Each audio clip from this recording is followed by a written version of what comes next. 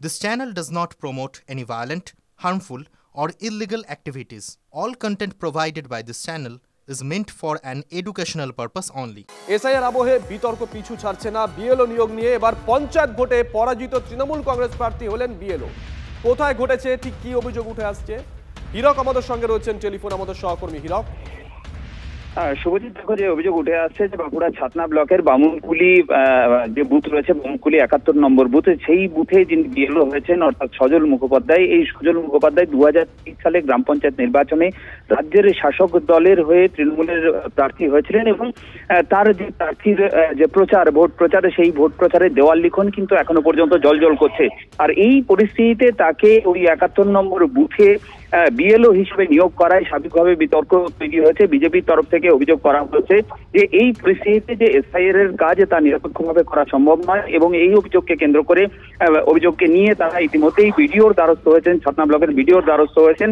অন্যদিকে তৃণমূলের পক্ষ থেকে যেটা দাবি করা হচ্ছে যে ওই ব্যক্তি তিনি সক্রিয়ভাবে তৃণমূল করেন না, তৃণমূলের সঙ্গে তার কোনো যোগ নেই এবং তিনি যে কাজ করছেন সেই কাজে তিনি নিরপেক্ষভাবেই করছেন। বিএলও যার বিরুদ্ধে এই অভিযোগ, সেই বিএলও সজল মুখোপাধ্যায়, তিনিও যেটা বলেছেন যে তিনি অবশ্যই ২০২৩ সালে পঞ্চায়েত নির্বাচনে প্রার্থী হয়েছিলেন, কিন্তু এই মুহূর্তে তিনি তৃণমূলের সক্রিয় কর্মী নন এবং তিনি যে কাজ করছেন অর্থাৎ বিএলও হিসাবে তিনি বাড়ি বাড়ি যে যাচ্ছেন, সেক্ষেত্রে কিন্তু তিনি নিরপেক্ষতা বজায় রাখার সব রকম চেষ্টা চালাচ্ছেন।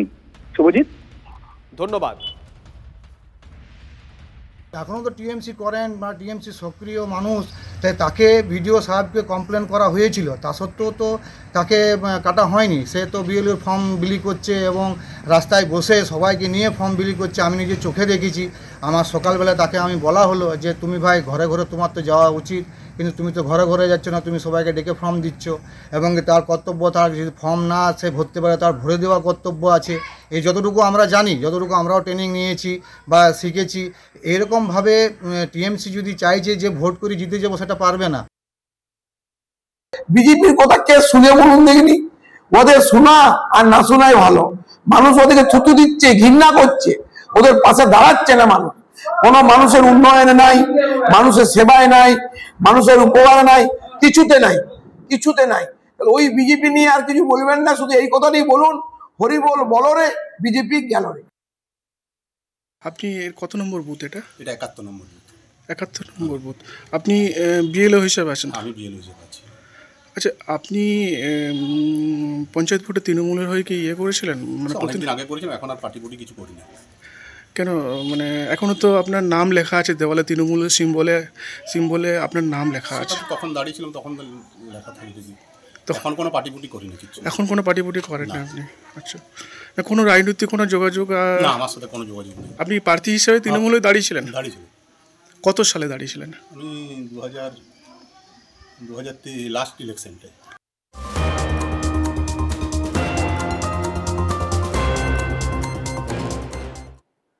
তৃণমূলের পঞ্চায়েত প্রধানের বাড়িতে বসে এনুমারেশন ফর্ম বিলি বিএলওর ভিডিও ভাইরাল হতেই শোরগোল পড়ে গেছে মালদার চাঁচলে। আপনাদেরকে সেই ভাইরাল ভিডিও আমরা দেখাবো।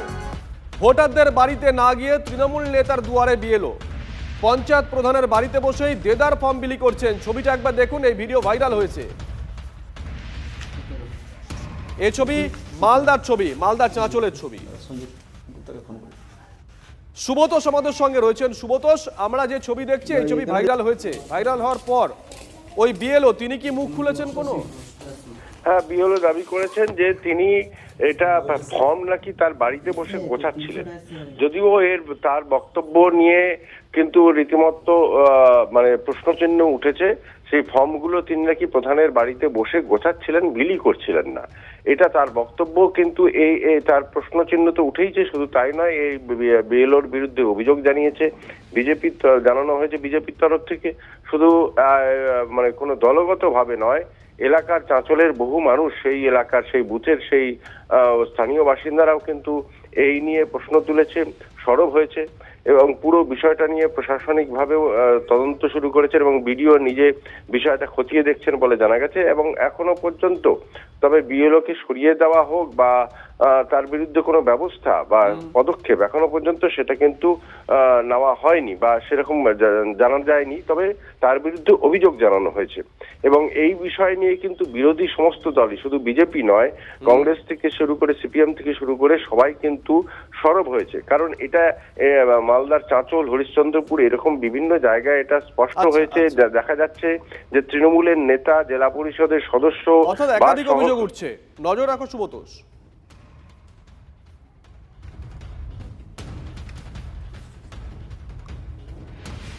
দেখুন আপনাদেরকে মালদার ছবি দেখাচ্ছি, এবার একটু এপারে চলে আসি।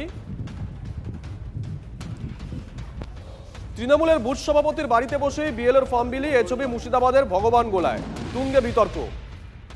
৭০ নম্বর বুথে বেনিয়মের ছবি ধরা পড়তেই বিএলওর ভূমিকা নিয়ে প্রশ্ন উঠছে। অর্থাৎ ফারাক্কার ওপারেও যে ছবি, এপারেও সেই একই ছবি। কোথাও বুথ সভাপতির বাড়িতে বসে ফর্ম বিলি করছেন বিএলও, এমন অভিযোগ উঠছে। কোথাও আবার পঞ্চায়েত প্রধানের বাড়িতে বসে ফর্ম বিলি করছেন বিএলও, এমন অভিযোগও উঠছে।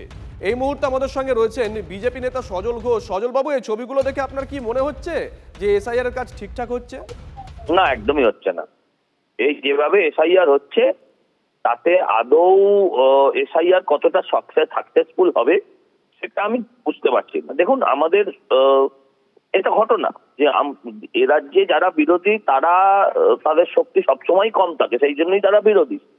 ফলে আমাদের শক্তি কম, কিন্তু সেক্ষেত্রে নির্বাচন কমিশনকে আরো কঠোর হতে হবে যে এই ধরনের ঘটনা যে বিএলওরা ঘটাচ্ছেন তাদের বিরুদ্ধে অ্যাকশন যদি না নেওয়া হয় তাহলে কিন্তু এই ধরনের ঘটনা আরোই ঘটতে থাকবে। আর যেভাবে চলছে বুথ দখলের মতন করে ওরা যেভাবে বিএলও দখল করছে, তাতে করে আমার যেটা মনে হয় আলটিমেটলি এসআইআর আর অভিষ্ট লক্ষ্যে পৌঁছতে পারবে না। এই রাজ্যে এই সরকারকে রেখে কোনো কিছু করাটা সম্ভব নয়। ধন্যবাদ।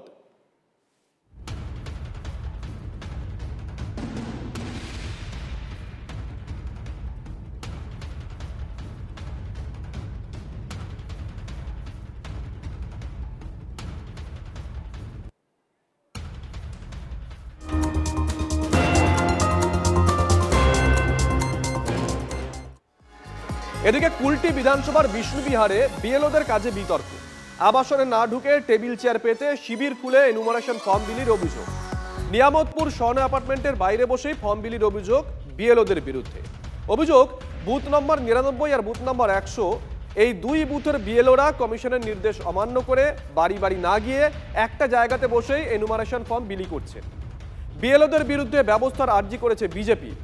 7 তলা অ্যাপার্টমেন্ট, প্রতিটি ফ্ল্যাটে গিয়ে ফর্ম দেওয়া কঠিন, সাফাই অভিযুক্ত একজন বিএলওর। বাসিন্দাদের সুবিধার জন্যই আবাসনের নিচে বসে ফর্ম বিলি করছেন, এমনটা দাবি করেছেন অপর বিএলও। এখানে ব্যবস্থা করা, কিন্তু আপনাদের তো নির্দেশে যে বাড়ি বাড়ি যেয়ে দিতে, যখন এখানে হয়ে যাবে তখন বাড়ি বাড়ি গিয়ে হয়। তো এখানে তো দেওয়ার নিয়ম না, ক্যাম্প করে তো দেওয়ার নিয়ম, বাড়িতে যেতে হবে, আপনাকে বোঝাতে হবে দেওয়ার নিয়ম, এটাই তো। আপনার কথাটা ঠিক, কিন্তু এখানে অনেক লোক বললো কি এখানে বসলে সবজন আসবে। কারা বললো? স্থানীয় লোক। এনার বক্তব্য যে ফ্ল্যাটের লোকরা ইনি উঠতে পারবেন না, ফ্ল্যাটের লোকরা বলেছে যে আমরা নিচে এসে সব করে নেবো। তা আমি ওকে এটাই বললাম, ঠিক আছে এটা করলেন ঠিক আছে, এরপরে ঘরে ঘরে যেতে হবে, এটা আমি বলে গেলাম।